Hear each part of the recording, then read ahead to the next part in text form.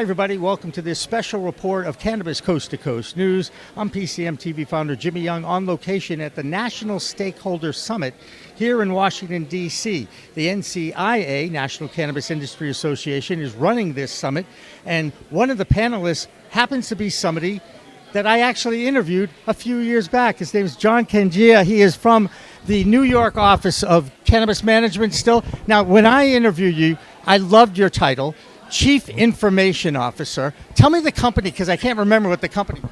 The company was New Frontier Data. He was the Chief Knowledge Officer, yes. And I learned so much from that interview, so I want to just throw that in as a compliment. You're in New York. New York right now is under a microscope and has been really since the beginning. Has that market settled down? Are people now, is there less illegal operations going on that were there before, rather than getting into all of them? But has that helped? And are you starting to see more growth in the actual state itself, Mark? Oh, absolutely. New York is in a completely different place than we were even 12 months ago.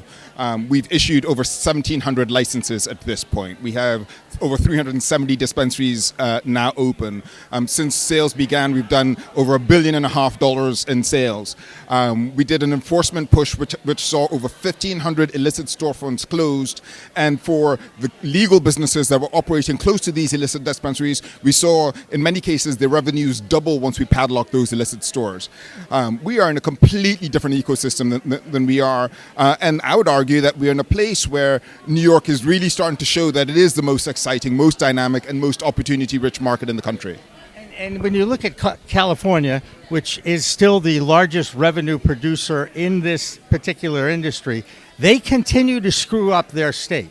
How is New York going to make sure that they don't screw up with a mature market after a few more years? Because California still can't get it right. Look, regulating cannabis is a difficult business, and if this was an easy thing, everybody'd be doing it. Part of what we're trying to be very intentional about in New York is, one, learning from the experiences of others. We have seen supply chain imbalances create acute downward pressure on prices and lead to a lot of cultivators not being able to operate. We've seen market imbalances lead to a huge amount of either diversion or inversion. And so you need to think about how well balanced your supply chain is. We've seen how limited enforcement has led to the explosion of the unregulated market, and that's why we're being so intentional now about devoting resources to enforcement. It really is critical that we pay very close attention to the history of the markets that have been doing this for a long time as we're building our market, but also critical that we also build a market that reflects the priorities, the ethos, and the values of New Yorkers. And so two of the things that have been really important in New York, one has been about ensuring that social equity participants not only get a seat at the table, but are able to stay in the game over the medium term. I think we've built a market that enables that. And two, more broadly, that this is an ecosystem that is sustained by small and medium-sized businesses, and that we're not handing this market solely to the world's largest cannabis companies. I think our licensing structure, our regulatory model, and the governing law should ensure that we're able to achieve that as New York grows into a mature market. There's a new infant market coming on board with Minnesota starting to give out their first licenses. In your experience and knowledge, what would be a good piece of advice for the Minnesota folks? Communicate a lot, over-communicate if you must, so that expectations aligned between lawmakers, your regulator, and the public who are going to be participating in this market.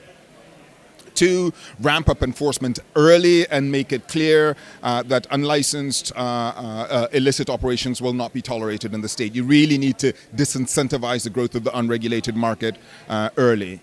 Three, manage your quality control very, very tightly. I think, consumers who are very well versed, most consumers are transitioning from the unregulated market to the legal market. Legalization isn't about creating new customers. It's about ensuring that consumers who already use cannabis are having access to these safer legal products out of the regulated market. And so ensuring that you have that quality that can bring the consumers out of the unregulated market into the legal market, I think is also a key priority. Got to ask about the industrial hemp, the hot hemp that has been developed because the FDA sat on their hands for 7 years and did nothing, and leaving that up to human behavior. Humans find ways to cut corners and figure out a way to get high from hemp at 0.3%. Will we ever see a single regulatory body to oversee this plant on every percentage of THC possible? So I think every single state is watching this issue very, very closely. And I think this is actually part of the reason for lobby days like NCIA is having this week in Washington, D.C. What I'd say is this: having two essentially identical products regulated by two entirely different regulatory schemes, to me, seems unsustainable. And so what most states are looking for is some guidance, one, on what the federal intent was for the cannabinoid hemp ecosystem, and two, whether the federal government is going to provide any guidance or structures, minimum standards for what those products can be and how they'll be manufactured, how they'll be tested, and how they can be distributed. This adds a significant layer of complexity to the regulated cannabinoid economy. And we don't know quite yet how this is going to play out. New York, I will say, was very intentional to focus specifically on the public health factors. So we did not ban, higher potency cannabinoid hemp products. We just said if you're going to be buying those products, you can only sell them in channels which are age gated. But we do permit products that are up to 1% THC from cannabinoid hemp to be sold through less strictly regulated channels. We did that because we're really concerned about particularly young adults, minors walking to stores and buying these products, thinking because they're finding them in the bodegas, in the grocery stores, that they're safe. When we know that if it was the adult use equivalent product, we would want it to be strictly regulated. But this is a multi-billion-dollar question that every single state is paying very close attention to, and we're certainly kind of looking very keenly at the federal government for some direction. Yeah, federal government getting direction. Are you sure we're in the right country for that these days? Because I don't know if there's any direction at all going on, but that's just a personal thing. John, always a pleasure to talk with you and meet you, sir. You're a great addition to this industry and to the fight for acceptance and getting rid of this cannabis prohibition once and for all. So thank you. Thank you again. Thank you very much, Jimmy. All right, that's John. I'm Jimmy. We're going to take a break. And remember, this Cannabis Coast to Coast special report will continue from the NCIA's lobby days after this. Looking for PR that over-delivers on expectations? At Maverick Public Relations, they pair big agency experience with personalized attention. From launching award-winning brands to securing top-tier media hits, their data-driven communications team helps visionary leaders and entrepreneurs rise above the media noise. Maverick PR is responsive, collaborative, and relentless about results and ROI. Visit themaverickpr.com and make headlines together.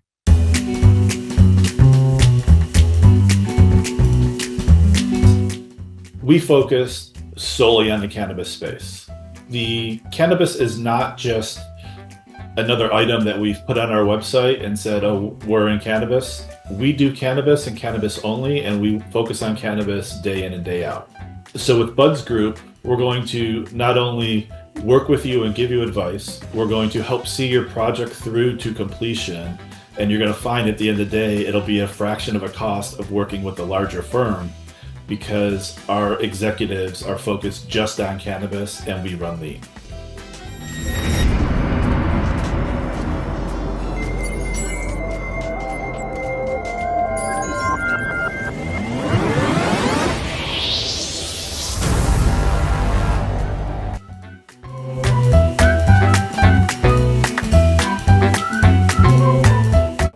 Hi, everybody. Welcome back to this very special edition of Cannabis Coast to Coast News on location at the NCIA's Lobby Days here in Washington, D.C. I'm Jimmy Young, the founder of PCM TV and the executive producer of the new show. And I walk into this place where they're having their reception, and I run into a guy that I've known. Charlie, I've known you, I think, for 5 years now. It's been When did the book come out?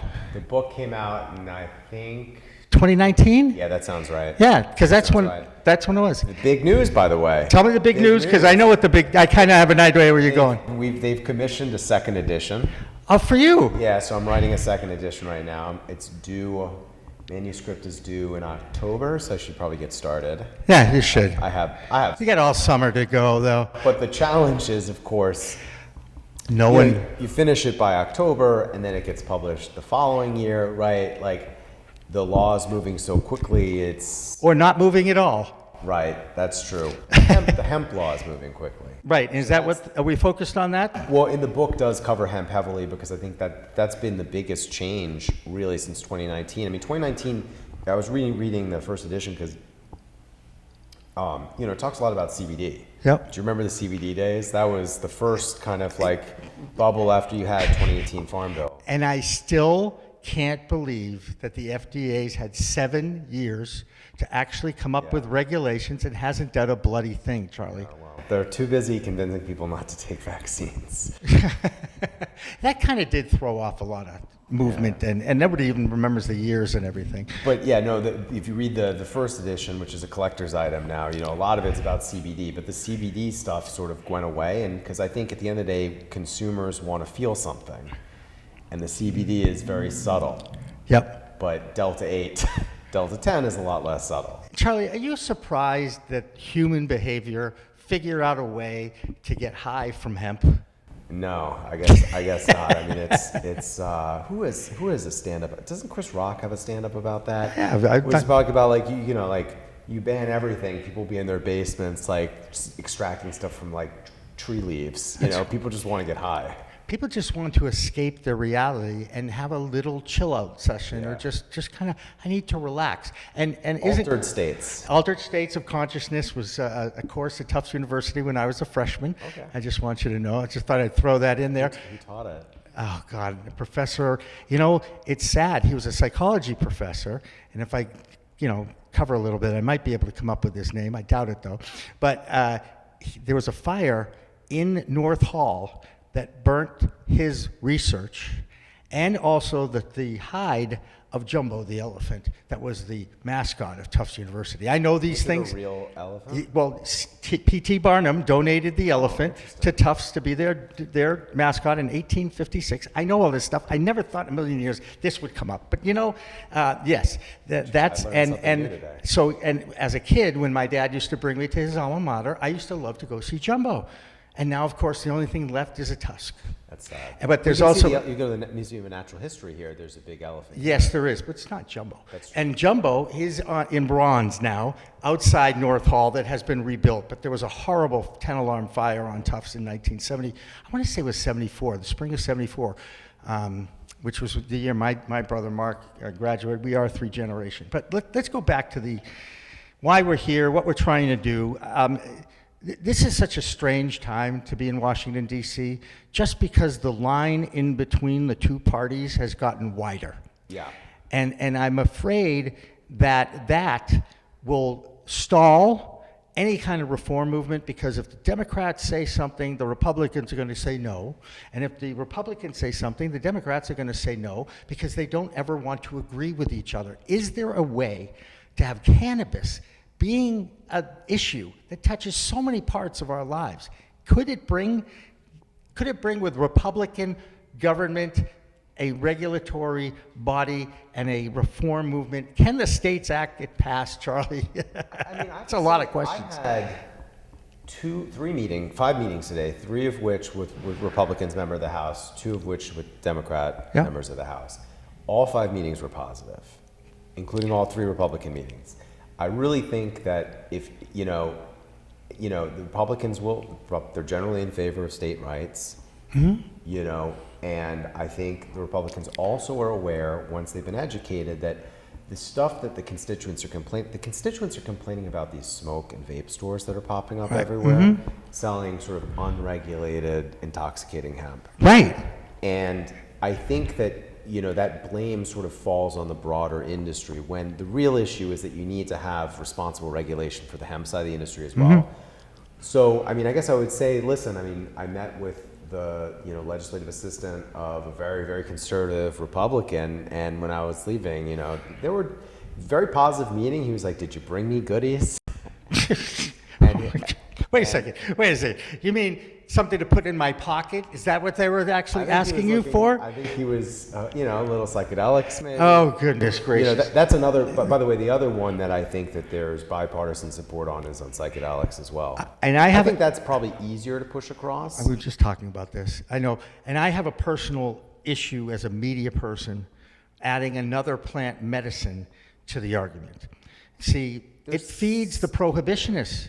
They're going to say, oh, first you wanted me to legalize cannabis, now you want me to legalize a psychedelic?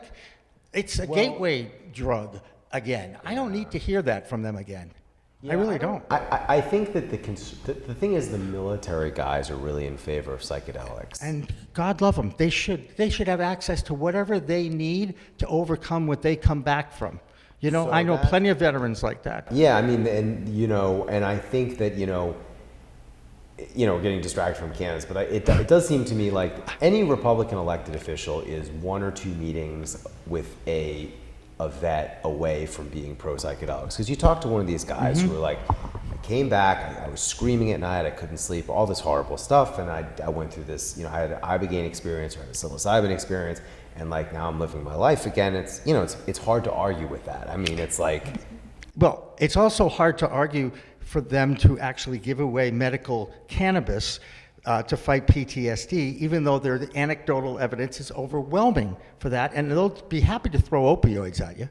That's what the biggest issue is, again. Yeah, no, and so it seems like, the states' rights argument, I think really resounds with Republicans, and that's why I think that, I think the problem is, here's my read at least, is that one, nobody wants to be first out of the pack, right? So you do get a lot of questions like, where's leadership on this, right? So I do think that there's sort of like, I think if you got a little action from leadership, I think you could see these guys, because it is philosophically consistent with, American conservative, which is like, let the states decide, right? 100%. Hence the name of that act that's sponsored by Joyce and Titus. So I think that there's, again, you're going with a really hostile environment right now in DC, but. Oh, you mean the impeachment vote that is just going to be, kind of laughed at, but they want to go through it just for the sake of going through it? I have no idea. I don't get how politicians think. I'm not going to try either. I think the other argument that I think resonates with people is, listen, at the end of the day, you could have 280E, and 280E is not going to get rid of cannabis use. All it's going to do is punish the state legal businesses that are following the law and push the market underground, right? You can see this in places like California, right? You're jacking up the state tax in California. What's that going to do? Is that going to shift the market towards more illegality, right? It's already 80% illegal, right? Is it going to shift it towards more legality, right? It's like, so it's like, if you want states' rights and if you want law and order, to me these things are no-brainers. Yeah. And I understand that it's not a in a world where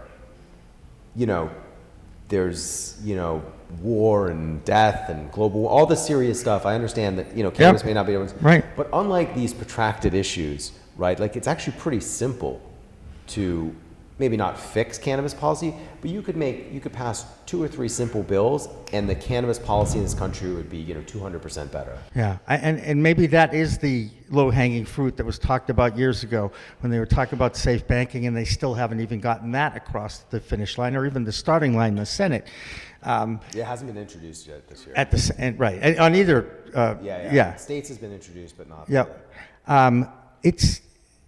This is my first experience actually hanging out with lobbyists and seeing what they do and how they do it. And of course, I found it fascinating. But I also recognize now why the government's very good at delaying tactics. They don't like to make decisions for some reason, Charlie. And is it because they're afraid that they'll make the wrong decision and it'll cost the country? Or is it litigious? Is it the lawsuits that come up whenever a new law is passed? I don't know. It's another reason why I told you years ago, the best investment would be in a law firm, because you guys get to argue on either side at this point. That being said, how are we ever going to get to the point where we can find middle ground between these two warring parties. Right. I mean, which is a bigger issue than just cannabis. Oh my God, totally. But well- cannabis can bring them together. This is the problem. They don't understand that's the concept here. Yeah, I don't know. Yeah, I was gonna say, unfortunately, I don't know how to fix how to fix our political system. Yeah. I do think that a good step in the right direction would be passing safe banking, States Act 2.0. Right. I think those would both. So here's help. my theory. Yeah. I've said this before on camera, and I'll say it again. Ego drives this president more than anything else. His desire to go down in history as the greatest president of all time. Okay? And I say, you know what? If the guy ends 2 wars, cuts the government in half, changes the education system, and regulates cannabis, the plant, on both sides, it's going to be tough for me not to respect that. That's quite a resume if he gets all that done. I don't know if he can, but ego can drive him towards making a little call to the Republican Party, Mr. Johnson maybe at the House or whatever, and say, can we get this going, please? We need to get this done. That's leadership, right? Yeah, I mean, certainly if I was talking to President Trump, I would say it's a great opportunity to show you're able to do something that Biden was never able to do. Right. And I don't think, and I mean, I'm not an administrative law expert by any stretch, but they've already had a rulemaking process. They got, 40,000 comments for rescheduling the Schedule 3. So Right. I think you've got enough information. I think you just do an interim final rule. Yeah, I'm with you on that, by the way. You know, again, I'm not the expert there. I mean, I've heard arguments on both sides of it, but there's certainly people that say you don't need to have this administrative law hearing. You could just issue an interim final rule that says it's Schedule 3. It's probably going to be litigated. But you know what? You know, if you look at that HHS report, it's going to be a tough argument to say that it belongs in Schedule 1 or Schedule 2 if you're just looking at the scientific evidence. You know what? I'm all for bringing it to Schedule 3 if they rewrite the Controlled Substances Act, because they know more now about the dangers of fentanyl, the dangers of opioids, the dangers of LSD and heroin. They know more about that now than they did when that act was put into place by a man who continues to haunt me to this day, because he haunted me when I was 12 years old, and I've protested against the Vietnam War. You know, I'm talking about Richard Nixon.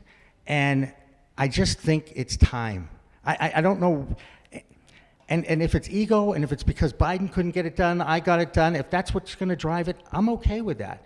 I really am. Here's what my biggest concern with that is. Will the Democrats step in the way and say, what about social justice? Can we get everybody out of jail for this plant? Because I'm afraid that might happen. Well, I think there's, listen, I mean. And I want social justice, don't get me wrong. Listen, I was going to say, you could also, you know, I also would say this, you know, it's like, listen, you don't need a bill for that. The president can use his presidential pardon power at a federal level. And he has. He could pardon all these. He could pardon more people, right? Oh, no. I know one in particular. I don't know if you know the story of Corvain Cooper from 40 Tons, but he was actually sentenced to life in prison. And Trump pardoned him? The last day of his first term, he pardoned him. And he got busted for having 40 tons of cannabis, which is a ridiculous amount. Let's just say, that being said, he got that life sentence, and Trump pardoned. And I met the guy. And I talked to him both on the record and off the record. And of course, he's going to say, what, do you think I'm going to knock the guy that got me out of jail? I'm like, no, I don't expect you to do that at all. In fact, I'd like you to share your story with as many people as possible, just to show that this guy actually has a heart and understands that there's been injustice in this country. No, I mean, and listen, we've had this conversation, you know, if you look at the statements that President Trump has made with respect to rescheduling and state legalization. In Florida, he used it to his own benefit. Let's cut to the chase, but go ahead, yep. Well, you know, listen. It's a politician. You got to do everything you can. It's a, you know, I guess listen, he said more positive things on the record than any other Republican president. He said things on the record far more positive than most of any Democratic president. I live to hear the day, but yes. So, yeah. you know, we just need, you know, some action, and I think that you could, listen, I think he could do it today. Right. I mean, you could do a lot of things today. You could potentially do the interim final rule. You could also issue like a new Cole memo. Mm-hmm. You could also do a new Cole memo on psychedelics as well, which would be great. There's a lot of things you can do outside of the legislative process, but I also think that, it wouldn't be the worst thing for Congress to try and work together on a bipartisan basis. I mean, Isn't that, what a novel idea. I mean, it's I guess my whole theory is I think a lot, I think a lot of the dissension is downstream of technological change and social media, which just seems to sort of breed this kind of hostility, because that's what gets attention online is conflict. Well, the same people that voted in the Farm Bill gave the keys to the asylum to those social media companies to ask them to self-police themselves. And they've hide behind those community guidelines, and I'm sure you know that they take advantage. They shut down cannabis companies on a regular basis. Yeah, they shadow ban them. We have like one of my partners, Brandon Kurtzman, has like a little cottage industry of helping people reinstate their Meta pages. Oh, on Facebook, yeah. Facebook. Yeah. So we've been able to help people on Facebook and on Instagram get their pages back. Yeah. But yeah. On a First Amendment? No, I don't think there's no litigation. It's just sort of dealing with the internal processes. Like Okay. I got banned from, when I was trying to advertise my book, I got banned from advertising on Facebook and from advertising on Amazon, which is where the book is sold, right? Right. When you get banned from these places, it's tough because it's not really it's sort of just like, this is our decision. That's right. it, It's my way or the highway. If you don't want to be on my platform, go away. That's how they. That's the power they have. You don't have a Fifth Amendment sort of takings clause with respect to your social media platform. But no, Brandon's had a lot of success with getting people their Facebook pages back, because I get it. I mean,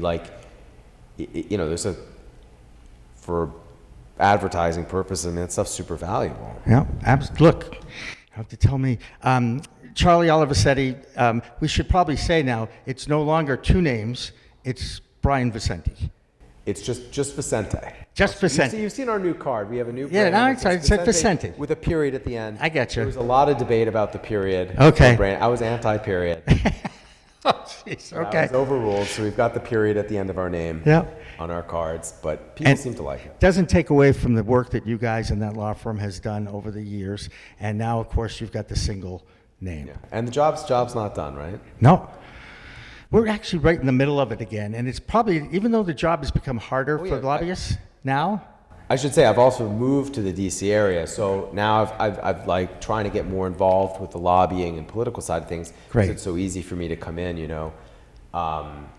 there's still a lot of work to do. Right, and that's why we're here for the NCIA, and that's why Aaron Smith and I host the Voice of Cannabis podcast together now. Oh, nice. And it's kind of a cool thing, and now I've got a national news show that I produce and a podcast that I co-host with Aaron. So I thank the NCIA and Aaron Smith on the record for that too, and it's always good to see you. Likewise. All right, we're going to have more of this special on location here in Washington, D.C. for Lobby Days with the NCIA after this. I think I messed up. Did you know there's a place that covers all the cannabis news you need? Welcome to Pro Cannabis Media, your go-to for all things cannabis. PCM is the CNBC of weed, bringing you the latest news and talk shows with a twist. We've got 16 state correspondents and multimedia journalists from around the US and Canada. Hey everybody, it's Brandon Jones with Big Green Distribution with the Missouri Cannabis Report. I'm Karen Black from Greenfinger Consulting with the Arizona Cannabis Report. I'm Amy Carter from Michigan Weedsters. Andrew Behringer here reporting from Washington, D.C. Debbie Fazy with the Canadian Toke of the Week. It all started back in 2018 when founder Jimmy Young kicked off the In the Weeds podcast. His mission? Documenting the fight to end cannabis prohibition. Fast forward to today and we've got Cannabis Coast to Coast with Elena Pinto, delivering the nation's only TV-style cannabis news show. Hi everyone, welcome to another edition of Cannabis Coast to Coast, PCM TV's weekly roundup of industry news from California to New York. I'm Elena Pinto. As of August 2024, PCM has racked up over 1.2 million views and 14.5 million impressions on our YouTube channel. With 15,000 subscribers and growing, our reach is spreading like wildfire. PCM's website, YouTube, Rumble, Discord, Roku, Twitch, Spotify, iHeartRadio, Apple Podcasts, and even our very own PCM TV app. Get your cannabis news fix with Pro Cannabis Media. We're here to keep you informed and entertained. Stay tuned and stay lifted.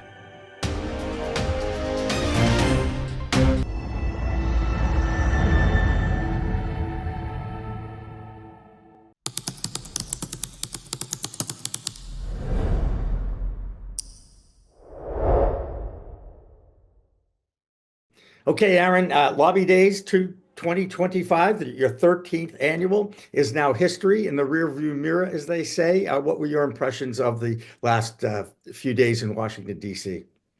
Well, as always, it was a great advocacy experience for us and for the members of Congress and their staff that participated, and most importantly, the members of NCIA.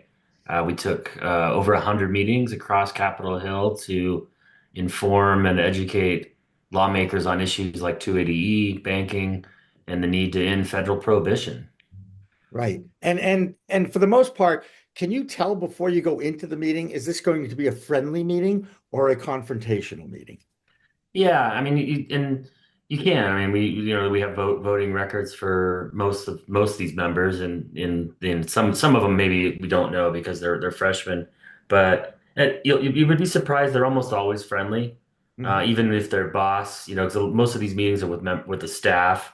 The staff often support cannabis reform because it's a generational issue and they're younger, typically, and even if their boss doesn't. So you'll always be pleasantly surprised that it's quite a friendly environment and cordial. And can you take the temperature of Capitol Hill right now? Is there a chance that the States Act has some legs at some point this year? There's always a chance. It's the challenge right now is there are hundreds of competing issues, and in some ways the world seems like it's on fire, and cannabis reform is one of many other issues that aren't quite on the top of the priority list just yet. So I mean, but that's why we're there. That's why we have to keep pushing this thing forward, or we'll never get to on top of the list.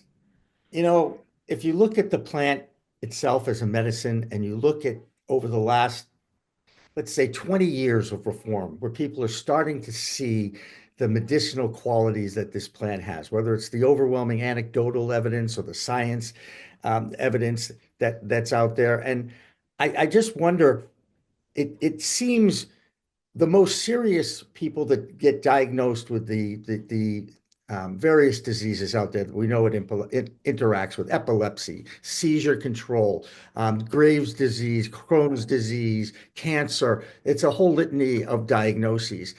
And it always seems that the people that are doing it wait till it's the last resort treatment for a lot of them. And I wonder if that's the mentality of our elected officials, that because it's not a priority, so we're just going to make it the last resort and use it when we, being the elected officials, need to use it. Is that an accurate way of kind of looking at what's going on? That's interesting. I've never heard it put that way. That's interesting, Jimmy. But yeah, I mean, I think unfortunately, I think it's not just cannabis. I think there are a lot of issues like that. Yeah. And they're it's politically advantageous, but it's also difficult. So it's easy, particularly frankly on the Democratic side, we've got a lot of members that'll say they support it, and they do, but when it comes down to actually getting policy reform done, it's hard. And so we haven't seen that sort of bold reform in Congress yet, but the institution itself is designed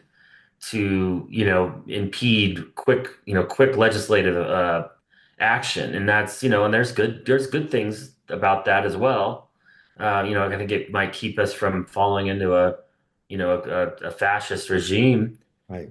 If so a sweeping populist movement can't come in and just completely get all the laws changed that quickly because of the safeguards in place. I mean, that's not since the New Deal probably have we had really bold changes that were significant. So I think this is part of the process, and the fact that we do have members of Congress, so many now, that are at least willing to give the issue lip service, is still progress.